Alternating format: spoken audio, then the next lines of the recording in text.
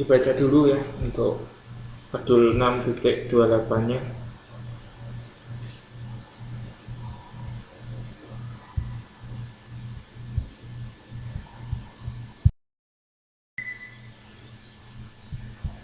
Oke, saya lanjutkan bahas yang ROI dulu. Oke, di ROI tadi kan rumusnya adalah margin kali aset turnover atau laba operasi per penjualan dikali penjualan per rata-rata aset operasi atau laba operasi dikali rata-rata aset operasi.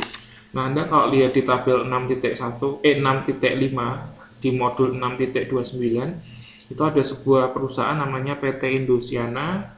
Ini mempunyai dua divisi, dua produk, yaitu mie instan dan kecap.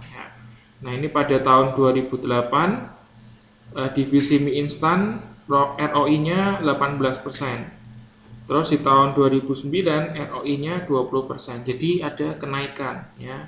Nah, sedangkan di divisi kecap ya ada penurunan. Ya, di tahun 2008 ROI-nya 18%, di tahun 2009 15%. Nah, itu ketemu angka 18%, 20%, 18%, 15% itu dari rumus. Ya, jadi kan ROI tadi rumusnya adalah laba operasi dibagi rata-rata aset operasi dan harus dikalikan 100%. Jadi itu 3,6 juta dibagi 20 juta dikalikan 100%. Nah, ketemunya 18%. Nah, terus tabel 6.6 itu adalah dikaitkan dengan aset turnover. Nah, kalau aset turnover rumusnya adalah penjualan dibagi rata-rata aset operasi. Nah, untuk divisi kecap, divisi mie instan tahun 2008 aset turnovernya adalah 300%, tahun 2009 400%. Kalau divisi kecap tahun 2008 600%, 2009 600%. Nah, kita lihat di sini divisi kecap aset turnover-nya tetap, tapi ROI-nya turun. Nah, ini artinya bahwa divisi mie instan itu lebih optimal ya menggunakan aset divisi daripada divisi kecap. Ya, atau dengan kata lain, divisi kecap itu pada tahun 2009 menjadi kurang optimal dalam menggunakan aset divisi tersebut karena kan untuk aset turnover-nya tetap ya. Nah, sedangkan di aset turnover-nya untuk divisi mie instan lebih baik karena lebih optimal karena ada peningkatan. Nah, terkait dengan ini ya teknik ROI ini ada 3 kelebihan ya. Ada 3 kelebihan yang mendorong manajer untuk lebih fokus. Yang pertama adalah pada hubungan antara penjualan, biaya, dan investasi. Karena ROI itu kan melibatkan 3 aspek ini ya, penjualan, biaya, dan investasi. Kemudian yang kedua kelebihan adalah bisa melakukan efisiensi cost. Dan yang ketiga adalah dalam bisa membantu manajer dalam mengoptimalisasi penggunaan aset. Nah, ini 3 keuntungan menggunakan teknik ROI. Nah, selain kelebihan ada juga kekurangannya atau kelemahannya. ROI bisa mendorong manajer segmen berpandangan sempit hanya pada laba segmen. Itu yang pertama. Yang kedua, manajer bisa terjebak hanya untuk mengoptimalkan kinerja jangka pendek. Nah, ini maksudnya apa? Yang pertama ya, di ROI itu bisa mendorong manajer segmen berpandangan sempit pada laba segmen itu maksudnya gini. Misalnya tadi kayak divisi mie instan. Jadi manajer pada segmen divisi atau segmen divisi mie instan itu hanya yang penting aku untung gitu kan, yang penting aku untung, tapi tidak memperhatikan divisi yang lain, jadi sempit gitu ya. Terus yang kedua, manajer bisa terjebak hanya untuk mengoptimalkan kinerja jangka pendek. Nah, karena ROI itu kan per tahun kan, jadi mungkin hanya memikirkan tahun ini aja, tahun berikutnya enggak. Nah ini otomatis menjadi kalau kekurangan dari sistem ROI ya, karena menyebabkan manajer itu hanya fokusnya ke kinerja jangka pendek, hanya tahun tersebut. Oke, nah itu mengenai ROI. Nah yang kedua mengenai residual income. Yang nomor, coba dibaca dulu ya, 6.31 ya, penghasilan residu atau residual income.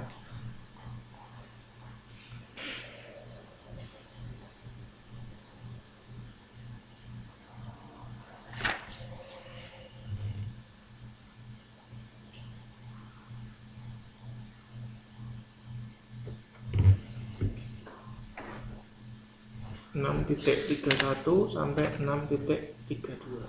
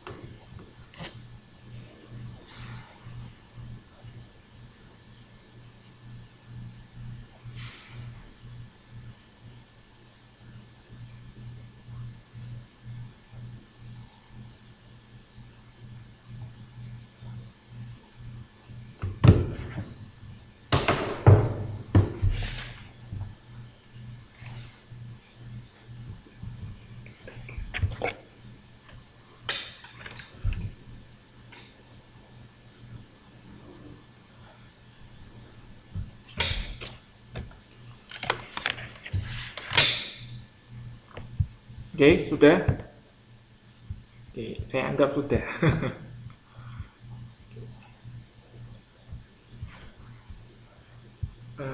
Sudah saya rekam belum ya ini? Oh, sudah. Oke. Nah, jadi yang kedua adalah menggunakan teknik residual income atau penghasilan residu. Nah, yang perbedaan mendasar antara RI dengan ROI itu adalah terkait dengan satuannya ya. Jadi kalau ROI tadi kan satuannya dalam persen kan, 18%, 15% gitu kan. Nah, kalau RI itu satuannya adalah rupiah, jadi dalam bentuk angka. Nah, adapun rumus RI itu adalah laba operasi dikurangi minimum return of rate, ya RR itu return of rate dikali investasi. ya, dimana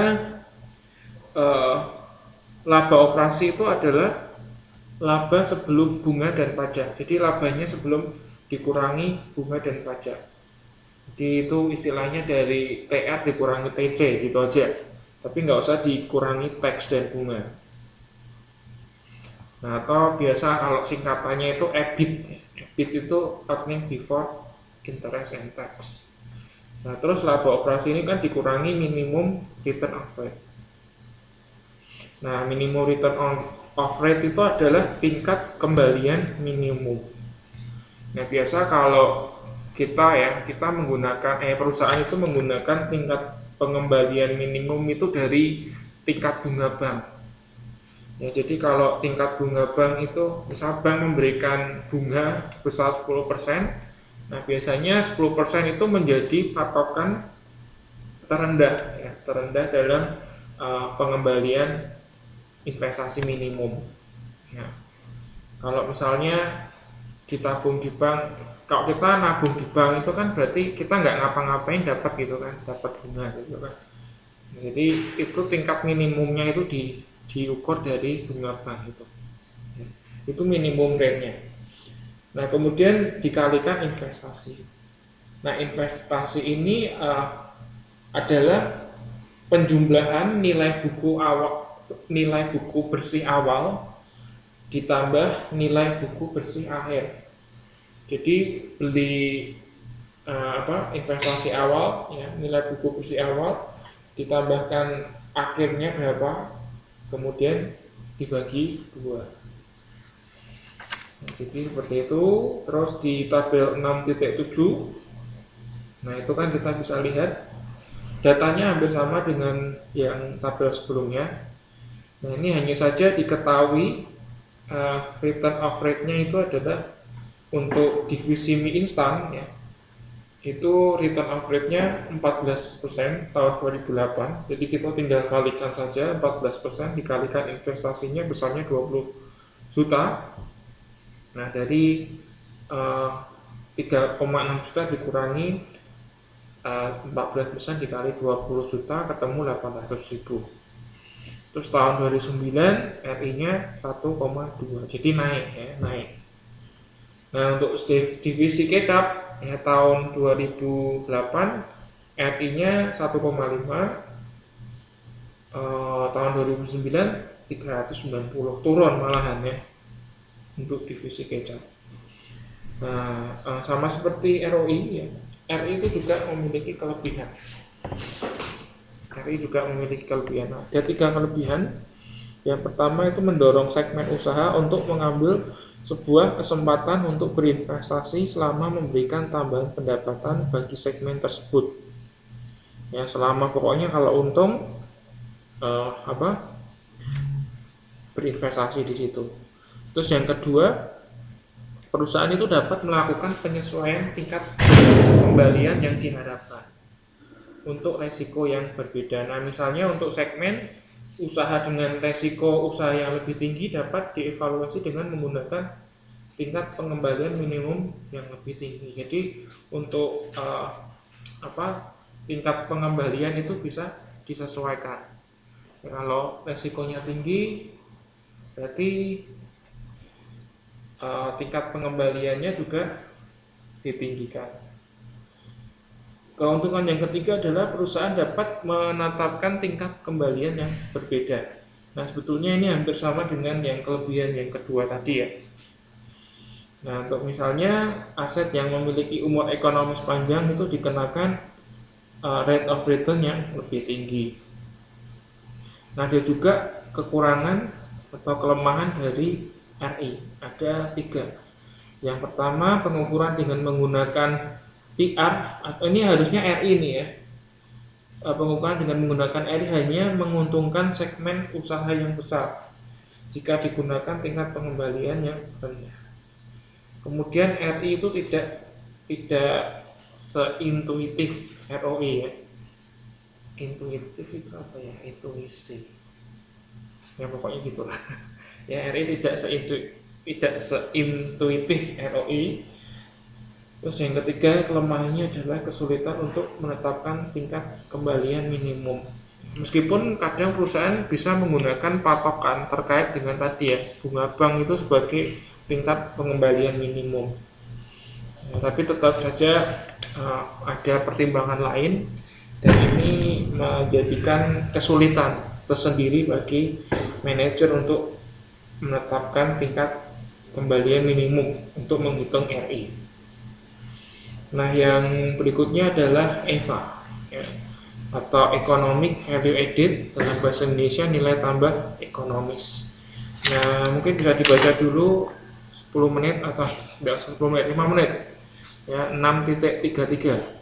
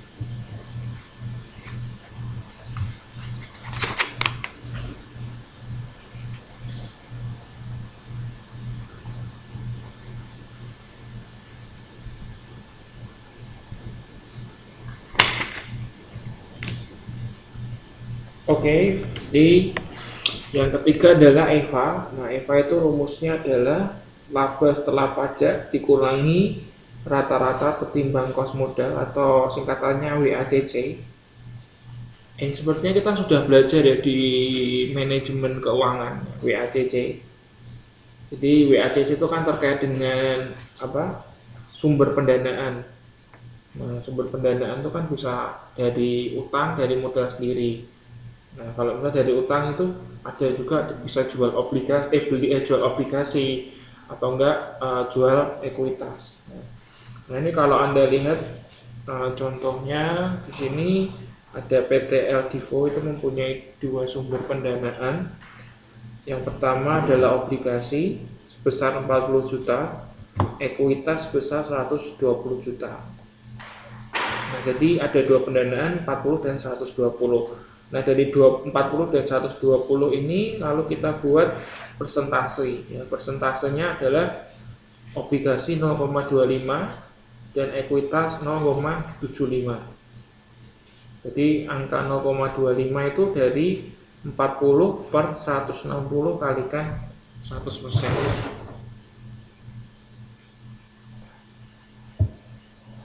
Ini Pak, saya hitung dulu. Jadi 40 juta per 160 dikalikan 100%. Oh ya betul, 0,25%. Sedangkan ekuitas 0,75. Jadi 120 per 160 ya. Terus cost atau biaya setelah pajak. Nah, untuk obligasi itu kan tingkat bunganya 9%. Terus dikenakan tarif 40%. Jadi itu 0,09 ditambah 1 dikurangi 0,4. Jadi cost setelah pajak adalah 0,054. Untuk ekuitas cost setelah pajak adalah 0,06, itu kan 6%.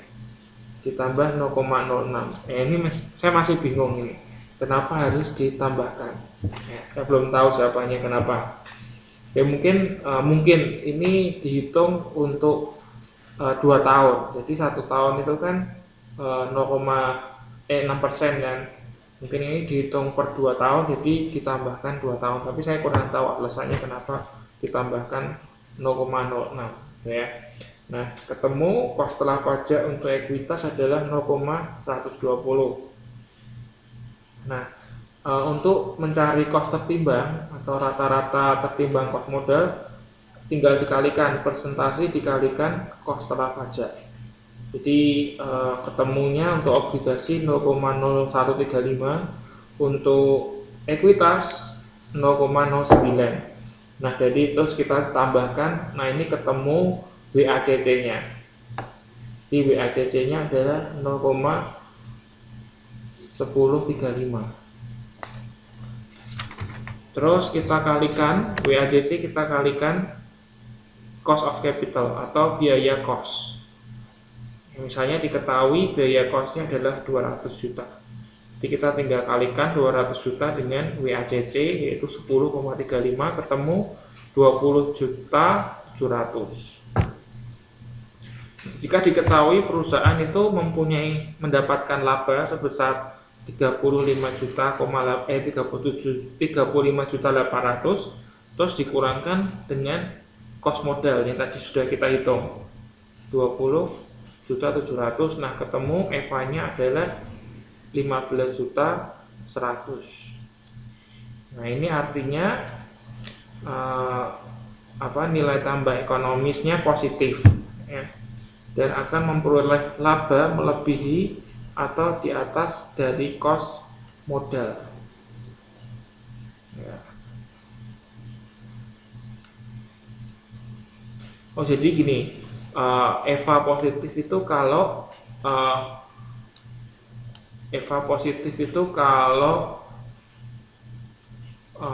investasi akan menambah.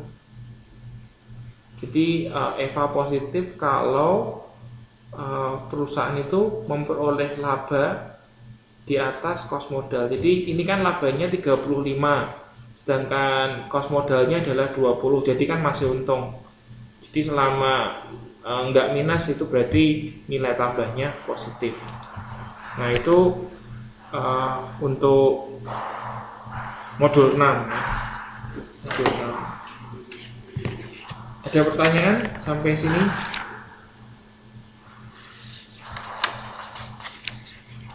Kalau tidak ada, kita lanjutkan ke modul 7. Nah, kalau modul 7 itu terkait judulnya adalah penetapan harga transfer. Nah, apakah itu harga transfer?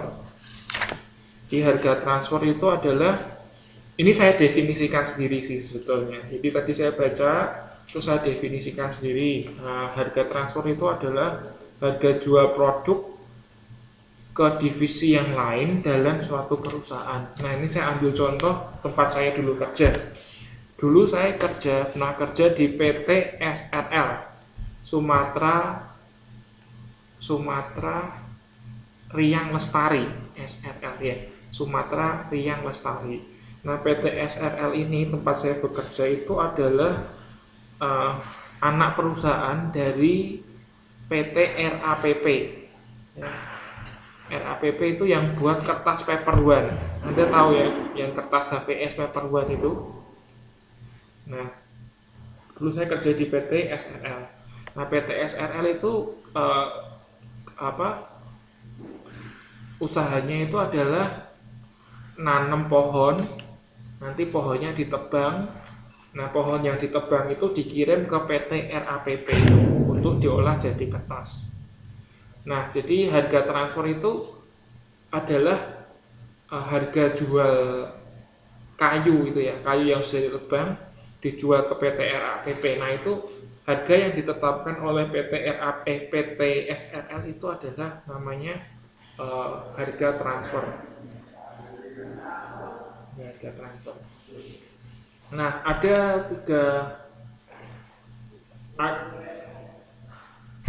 tiga tujuan. Nah, ada tiga tujuan penetapan harga transfer. Yang pertama adalah memotivasi manajer, memberikan insentif kepada manajer, dan sebagai basis penilaian manajer. Nanti bisa dibaca sendiri ya untuk tujuannya. Terus, harga transfer ini bisa dilakukan jika ada 3 syarat. Ya.